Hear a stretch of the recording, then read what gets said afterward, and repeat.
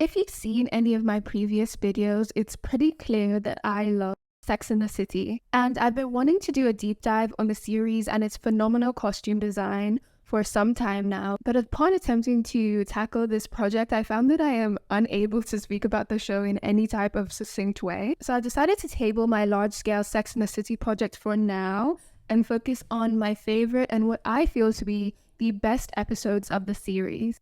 Season 3, episode 13 and 14, the LA episodes. And I know what you're thinking, Sex and the City as a show is structured around the premise that New York City serves as the backdrop, frequently being referred to as the fifth main character. So it's strange that I would say that my favorite episodes are some of the only episodes of the entire series that are set outside of the city.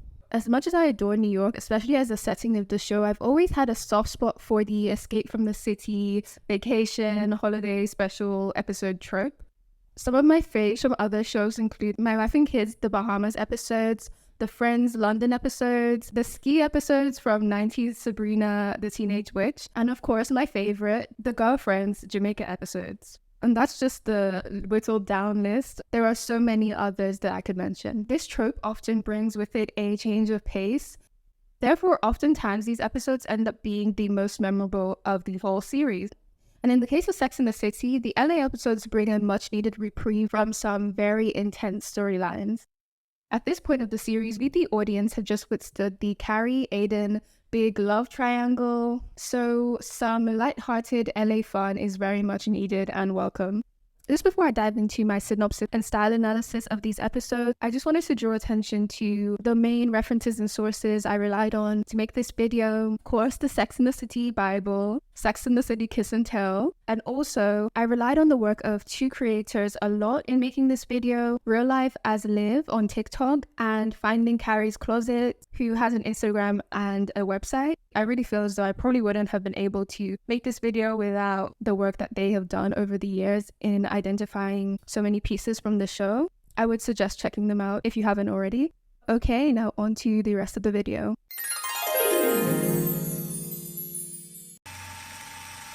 In the opening scene of the episode, we find Carrie, cigarette in hand, in the familiar backdrop of New York City, packing the night before she has to leave for LA, where she's going to have meetings to talk about the possibility of making her column into a movie. The act of smoking here carries a little bit of a rebellious vibe, almost like a defiant gesture because she's just broken up with Aiden and he really hated her smoking.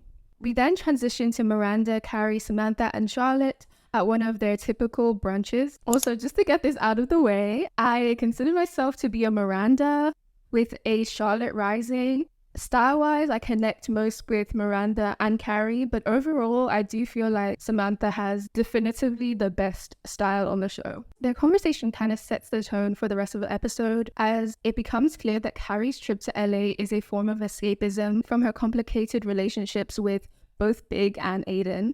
Something I've always found really funny about Carrie is the way that she approaches her career and just opportunities in general. By the end of the series, and also into And Just Like That, we see that Carrie has had an amazing career that spans decades, multiple books and writing credits. But whenever opportunities arise, she never seems to put much stock into them and is never really hugely excited by them, even if they may be lucrative for her. Like in this case, she's being flown out to LA by a production company to talk about optioning her columns for a movie, but she doesn't really seem enthused by this aspect of the trip at all. And this kind of approach to her career is carried through the entire series and also And Just Like That, where we get this backstory about 90s pre-Sex and the City Carrie not showing up to the final pick of a script for a big studio and completely ditching her writing partner Karen, or Carrie with a K, who she was meant to be writing a rom-com with. Carrie only really seems to be excited by projects that she connects with personally. For example, the Vogue writing job. She's genuinely excited about this because of her deep admiration for the magazine. But even then, she almost quits because Enid wants her to write a feature piece about shoes and bags, but she wants to be able to incorporate topics that she's more familiar with, like relationships or men.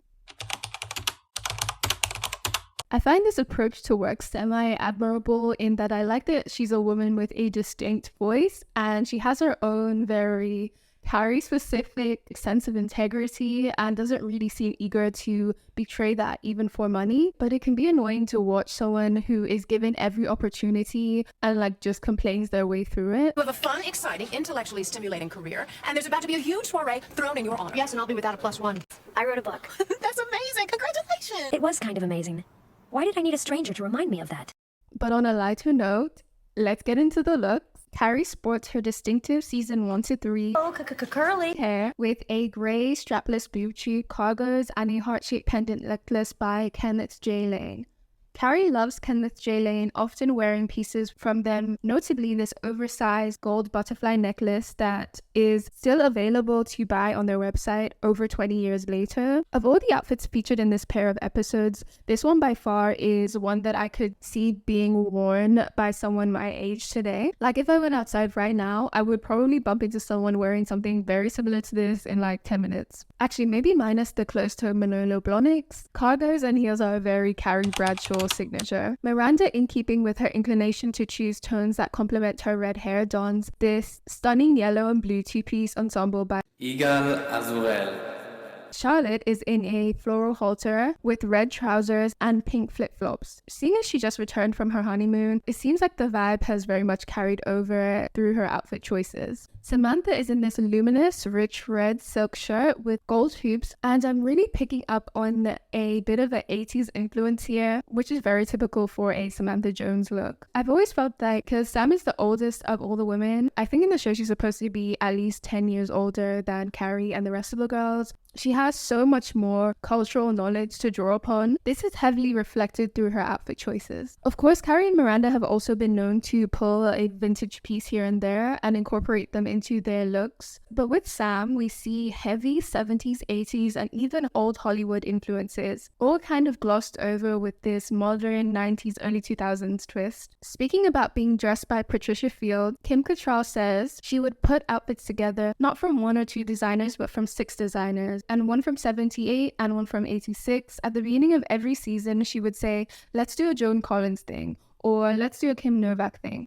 And it's so expertly done in such a way where Samantha doesn't stand out or look out of place from the rest of the girls when she does this. And what's even more intriguing is because of Samantha's liberated and open worldview, she sometimes wears the most fun and like trendy for that time pieces, like when she wore these ultra low-rise jeans, or even when she wore the exact same outfit as a then teenage Miley Cyrus. She's never really afraid to take a fashion risk or show off her body, which I very much love for her. In the next scene, the girls make their entrance at the Standard Hotel West Hollywood, and my eye is immediately drawn to this extra right here, like her luggage matching her dress.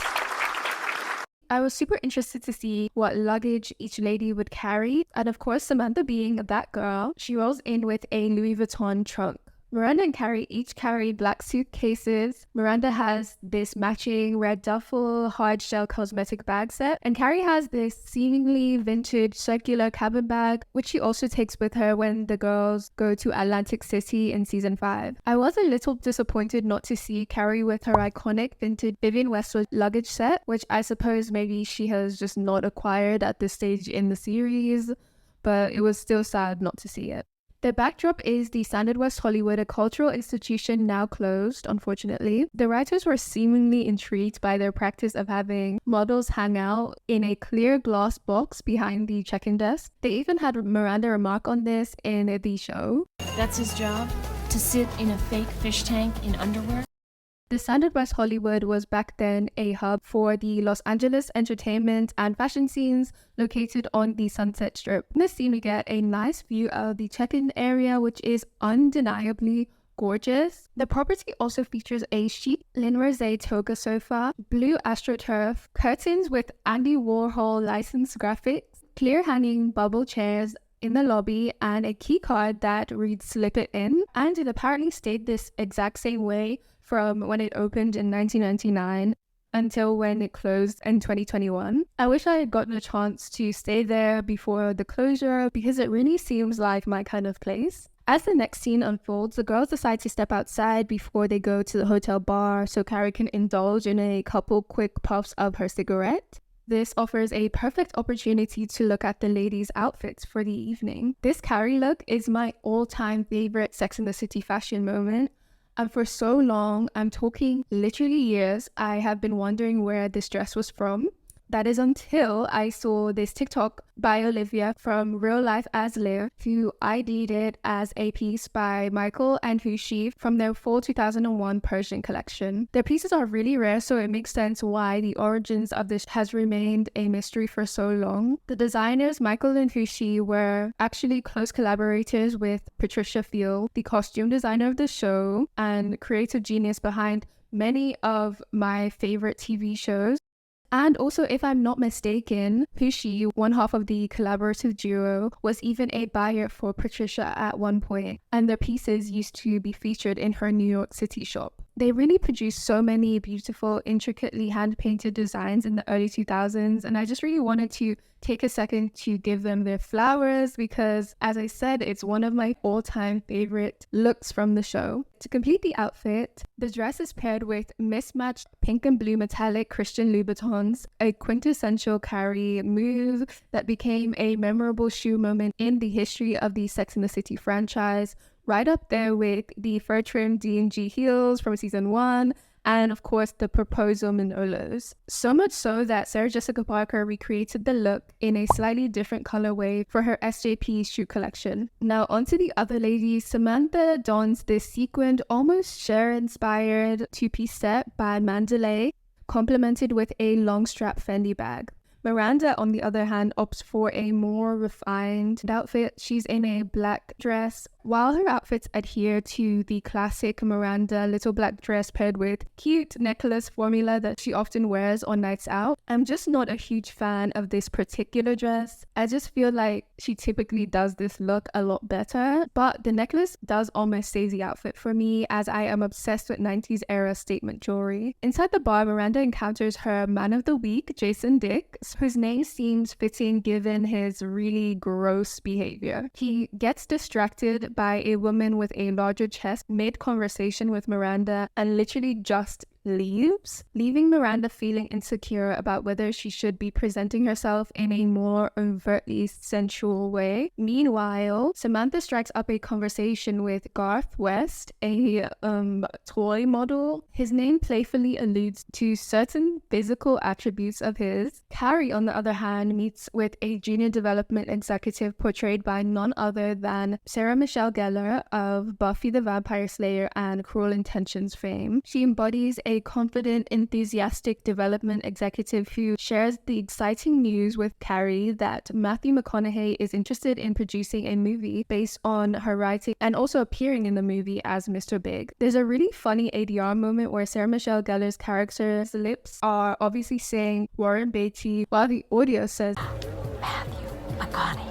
This is a result of the show's issue in securing a famous male guest star for this episode. According to the Sex and the City Kiss and Tell book, the role was originally written for Alec Baldwin, but he declined. There was also interest from George Clooney, who would have been an ideal choice for fictional Mr. Big, but he also could not commit. The script then made its way to Warren Beatty, who considered the role before ultimately declining, which does explain the ADR moment during this conversation. The show was successfully able to secure Matthew McConaughey, who to me would not be a convincing Mr. Big, but he was the king of early 2000s rom-coms, so his potential involvement would definitely mean success for the fictional adaptation of Carrie's column. The scene transitions to Charlotte as she attempts to seduce Trey. Now, I haven't really spoken a lot about Charlotte thus far. She decides not to go to LA with the rest of her friends because she has just come back from her honeymoon with Trey, and their relationship is currently still not totally on solid ground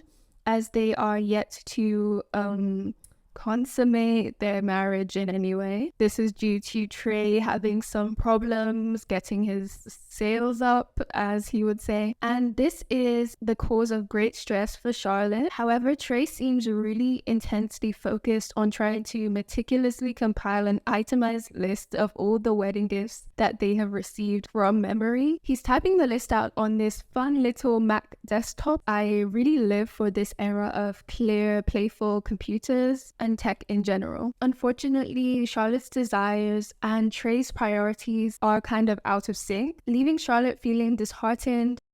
We get one of Charlotte's many beautiful sleepwear ensembles. My sense of style doesn't really align strongly with Charlotte's, but I will maintain that she has always had the best sleepwear pieces. Her and Samantha, of course. Later, we get a shot of the girls in a really stunning classic blue Mustang. Of course, they have Carrie driving in this scene because it's low-key been established since season 1 that Carrie is the only one in the group who can really drive, but clearly not quite well uphill or manually. Carrie arrives at the Warner Brothers studio to meet Matthew McConaughey. Matthew is being really extra, doing his typical Matthew McConaughey thing. He mentioned wanting to flesh out Carrie and Big's relationship for the script, and as the scene progresses, he starts to become a lot more flirtatious with Carrie and becomes increasingly forceful, with him eventually explicitly expressing that he wants to sleep with Carrie. Carrie's discomfort here is definitely clear, making the situation feel almost a little bit casting couchy. It's overall played for laughs because of how weird he's acting, but I'm still really happy when she finally leaves his office. In search of solace, she stumbles upon the Warner Brothers fake New York set. This is a reminder that while she's physically distant from New York, it remains an integral part of her emotional landscape. This next scene is set in the Hustler store at a toy signing, which is just so Sex and the City and just so perfect. Samantha meets up with Garth, who she is very interested in, seemingly, and she's also wearing an amazing 90s era space print Roberto Cavalli maxi dress. I always love when they dress Sam in Cavalli. It's a brand that really feels perfectly suited to her character.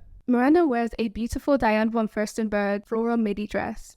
She is the ideal Diane von Furstenberg client. I've already spoken about how Miranda seems to take a almost formulaic approach to dressing, often choosing an LBD and a statement necklace for nights out. I also feel that she does the same for most other occasions. Work outfits are often black or brown pantsuits with slight variations over the years depending on trends. And for casual going out looks, she usually opts for the same color palette of autumnal or warm tones, plus a fun bag, sometimes with a print. Miranda is clearly a fashion lover, but she is also a partner at a top law firm who works 80 hours a week, so this approach to building her wardrobe totally makes sense. In this particular scene, Miranda grapples with her insecurities about not feeling overtly sexy enough, wishing that she could be more confident in that regard, and we have Jason Dick to blame for that. In both this episode and the next, it seems like Miranda becomes a symbol for the perceived oppression associated with some New Yorkers in comparison with people who live in Los Angeles, complete with a lot of the negative attributes that come with that label. This portrayal of Miranda as a repressed New Yorker, I guess,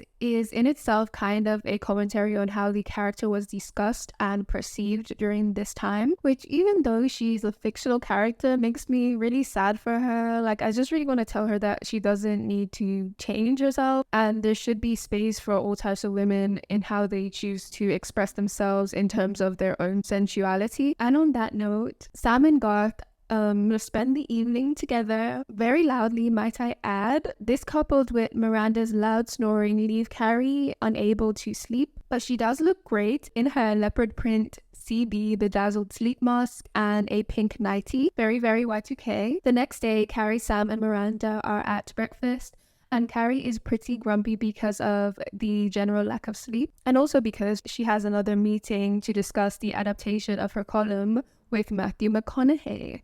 Despite Carrie's current mood, she boldly embraces a playful look, donning red overalls over a white strapless top. Her outfit was further accentuated by her white trash charms, light bolt necklace, another piece of jewelry from the show still available to buy over 20 years later. While Miranda, our understated queen, especially this episode, wears a periwinkle strapless top accessorized with dainty light blue beads. Samantha stuns in this Escada top. This look embodies the essence of early 2000s fashion, clashing prints, bold colors, and ruffles. Very chic, very extra, very Y2K. In the next scene, Charlotte calls Carrie, worried about the issues her and Dre are having in the bedroom. Carrie gives her the most detailed yet most batshit crazy advice, and somehow this story involves postage stamps. I don't really want to get into it because I'm not sure how much I can say on YouTube, but I'm sure if you've seen the episodes, you know what I'm referring to. Anyway, moving on. The girls opt for a visit to Saddle Ranch, a Western-themed restaurant with a mechanical bull. They seem pretty unhappy to be spending the evening there.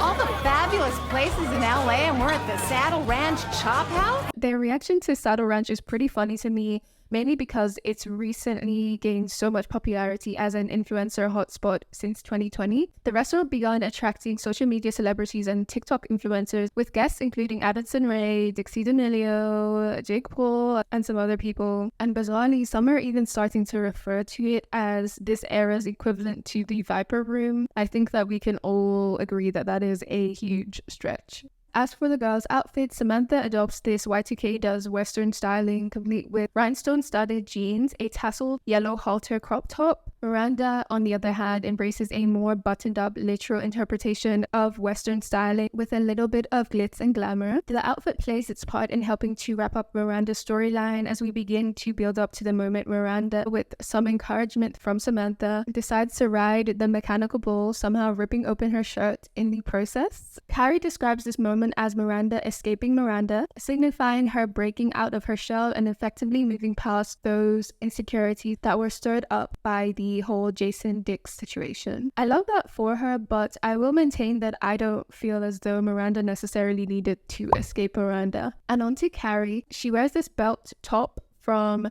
Chloe Fall 2000. This is so well utilized here, and the styling choice to layer the top over a white tank top and accessorize with a glitter lip temporary tattoo really showcases the high-low approach Patricia Field takes in costuming the show, most especially Carrie. The mismatched eccentric quality of her wardrobe adds such a layer of realism to the series in that the looks always give the impression of a woman who has lived a very full life, like someone who has existed on different levels of income maybe and has held onto pieces that have been important to her through all of those varying stages. I really feel like this approach adds to so much of the enduring appeal of Carrie's outfits and just the appeal of the show in general. We end the episode with Carrie in the blue Mustang. She makes the choice to skip the second development meeting with Matthew McConaughey. And you know what? I'll give her this one. I know I've criticized her blasé attitude towards her career, but Matthew McConaughey was being really weird towards her in that other scene. I probably would have also skipped the meeting, not gonna lie. But more poignantly, it's clear that Carrie isn't really ready to unpack the messiness of her relationships with Big and Aiden, especially with strangers, because she hasn't fully processed it herself. And you know what? That is perfectly valid. Okay, just a trigger warning. This next episode features Hugh Hefner, and I will just be talking about some of the allegations against him of SA, and also I will be talking about eating disorders, as there is an eating disorder plotline in this episode as well.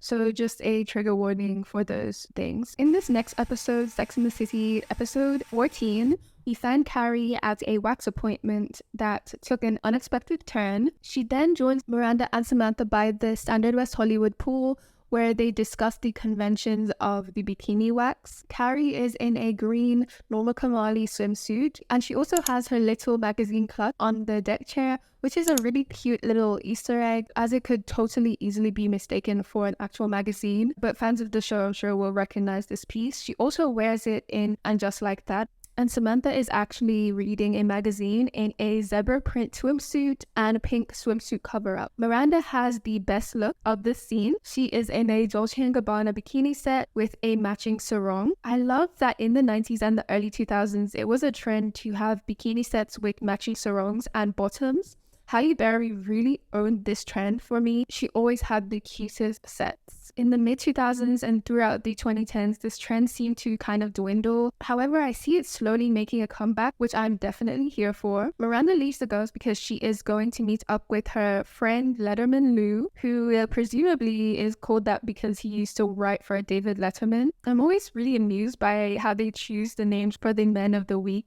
on this show. Before she leaves, Miranda mentions that Letterman Lou is writing for a cringe TV show centered around 20-somethings living in New York. And is this a subtle jab towards friends, maybe? I don't know. Miranda arranges to meet Lou in the Flowing Tree, a trendy, health-conscious smoothie juice cafe. Miranda expects that Lou will stand out and be easily found in the cafe because, as the voiceover says, the cafe is filled with tan, fit, and happy people, and Miranda believes that Lou is nothing of the sort. But she is shocked when she sees Lou has undergone a little bit of a transformation since moving to LA, presumably having lost weight. But she's mostly taken aback by the changes in his personality. Lou appears to have shed his former neurotic tendencies and embraced a more relaxed, contented lifestyle. This transformation intrigues Miranda, who is accustomed to the fast-paced, high-stress environment of New York City. As she observes Lou's newfound happiness and inner peace, she begins to question her own life choices and the relentless pressures she faces in New York City. Later that evening, Carrie and Sam pull up outside the after party for the premiere of a movie that they didn't go to because no one sees the movie. It's quite intriguing to see Carrie wear gold lame after previously speaking in a derogatory way about someone else who was wearing gold lame fabric literally in the previous episode. Meanwhile, blue seems to be Samantha's color of choice for this holiday. She opted for this gorgeous blue plunge halter neck sequin dress, and I don't think that this was an arbitrary choice. It's very grounded in the principles of color theory, seeing as blue is situated on the opposite end of the color wheel from yellow, which is a foundational color in blonde hair. When blonde hair is paired with blue clothing, it results in heightened vibrancy in the hair's appearance. Carrie and Sam aren't able to get into the after party even with Carrie's press pass. That is until Vince Vaughn, who is the guest star in this episode, playing a character called Keith, helps them get in. Carrie and Keith have a bit of a flirtation going on.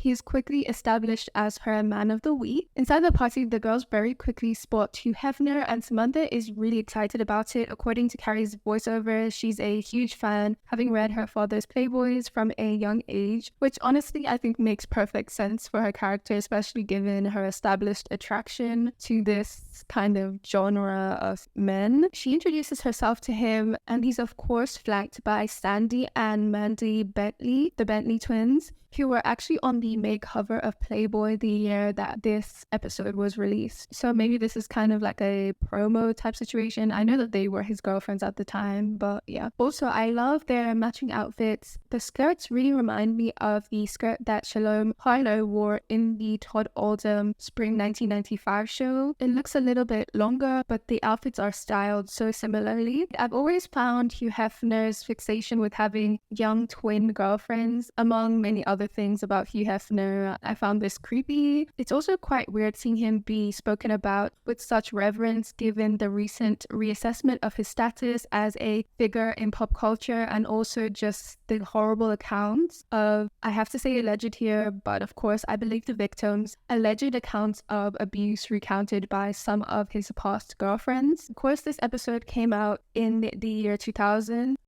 He was still regarded by many then as a cultural icon. On a different note, the next scene takes place back in New York, where Charlotte and Trey have just arrived home from a black tie benefit. Charlotte, of course, looks absolutely stunning in her timeless strapless evening dress and a matching silver leaf earring plus necklace set. Charlotte and Trey look perfect together. Samantha indulges in some retail therapy in this gorgeous sculptural wide-brimmed hat. She seems to have done a lot of damage at Gucci. As soon as I saw these Gucci bags, I really got to thinking, what was Gucci showing at the time and what would Samantha be wearing? Of course, she's retail shopping, so there would obviously be a much wider variation and selection. But I think these runway ready-to-wear pieces from their 2000s collections really suit Samantha's vibe perfectly. As she shops, Samantha stumbles upon a man selling Fendi baguette bags out of the boot of his car, which are obviously fake.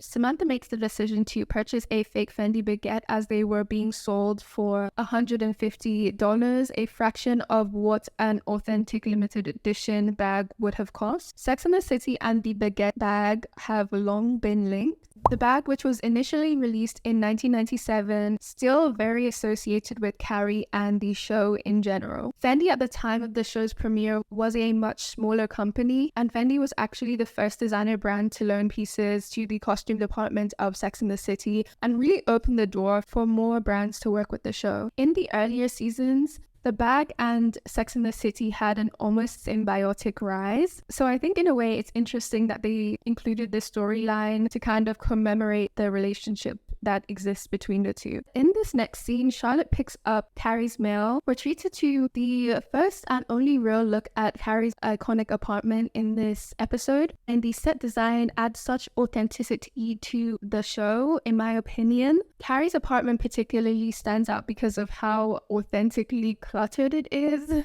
And as a lover of physical media, my favorite part of the apartment has always been her bookshelf is stacked with Carrie's collection of books and Vogue magazines. Feeling disillusioned with her marriage and being in Carrie's apartment, Charlotte realizes how much she misses her girl, so she decides to join them in LA. Of course, she carries a Burberry Novacek tote bag and a Burberry Novacek carry-on. I consider Charlotte to be the queen of Burberry. Like, when I think of Burberry, what comes to mind is Charlotte in that iconic trench coat, and of course Beyonce in '03 Bonnie and Clyde. While Charlotte appears impeccably put together here, it's evident that beneath her fashionable exterior, beneath the polka dot Marc Jacobs, lies a lot of frustration. She clearly comes to LA for some kind of release and to let off some steam. In this next scene, Carrie goes on a date with Heath to view Lorenzo Lamas's house because he's thinking of buying it. Heath's charisma and lavish surroundings is really starting to pique Carrie's interest as they spend more time together. And we get some very quintessential Carrie staples, the large floral statement necklace being one. There's nothing that Carrie loves more than incorporating large floral accessories into her outfits. And also, we get the Carrie Bradshaw purple palliette Fendi baguette, made famous, of course, by this scene. What I assume to be the next day's brunch, Carrie debriefs the girls about her date with Keith, and Miranda gushes over Letterman Lou, even going as far as to say that he's the perfect guy because he's the ideal mixture of both coasts. Samantha proudly showcases her gold Fendi bag, and the girls all gasp in unison when they see it. The girls then all give their opinion on buying replica bags. Charlotte is shocked that it looks so authentic. Miranda says she hates fakes, and Carrie studies the bag, clearly eager to cop her own. Samantha's decision and Carrie's willingness to buy fake Fendi is intriguing to me, considering they both have the financial capacity to afford genuine ones, which they already possess in abundance. Sam's choice seems to align with the contemporary 2020s attitude to buying designer products. It seems that even higher income luxury consumers are now beginning to see designer bags more as an investment, veering towards only buying bags that retain their value, such as Chanel bags or Hermes bags, while opting to incorporate high quality fake bags known as super fakes into their collections, oftentimes doing this for trendier bags that they believe might not hold their value over time. This obviously raises a lot of ethical considerations, such as the fact that this violates, intellectual property laws, and also, much more importantly, the environmental and labor impact of buying fakes, which is why I don't really support buying fakes, unless maybe if they were secondhand. But I would like to know your opinion on this. Are you pro or against reps and fakes? Do you care about the intellectual property rights of luxury houses? Comment down below and let me know. The next day, Carrie and Sam go to the valley so Carrie can buy her own fake Fendi. Despite how authentic they appear, Carrie is put off from buying them. After seeing them in the boot of a car, she says, "I should have liked them, but staring into the trunk, they no longer looked like elegant Fendi bags. They just looked cheap. Even if everyone else thought they were real, I'd always know my bag was from a cardboard box in a trunk deep in the valley." For Carrie, the product's worth is not solely determined by its aesthetic appearance, but by the emotions it evokes when she interacts with it. And she seems to prefer the authenticity and exclusivity of genuine luxury items over cheap imitations, even if the imitation is a good one. Also, I do want to talk about Carrie's valley look, because again, it's a really good one. While I'm not one to praise Dolce & Gabbana for obvious reasons, their work from the 90s and early 2000s possesses an undeniable and breathtaking beauty. She wears DK jeans, tan sandals by Candies, and this absolutely immaculate Dolce & Gabbana lace ruffle Rococo-esque blue floral print top, very similar to these tops and trousers shown by Dolce & Gabbana in their Spring-Summer 2000s collections. Now, continuing the theme of Fendi bags, we get a transition to Carrie's brown and beige snakeskin baguette as the girls debrief over cocktails. As the scene progresses, Carrie makes a case against fake Fendi bags, and Charlotte, feeling distressed, likens her relationship to a fake Fendi. On the surface, they both seem to be picture perfect. Beneath the surface, there's a lot of inauthenticity. Miranda is still very smitten with Lou, so much so that she ends up taking a softer demeanor even when consoling Charlotte, which is a departure from her typical tough love approach. Miranda's interactions with Lou prompt her to reflect on her career, her pursuit of success, and overall well-being. The contrast between his newfound happiness and her own struggles in New York force her to contemplate her own personal growth and happiness, while Samantha is busy trying to convince the girls to go to the Playboy Mansion with her. Miranda goes on a date with Lou to a New York-style steakhouse for a taste of home.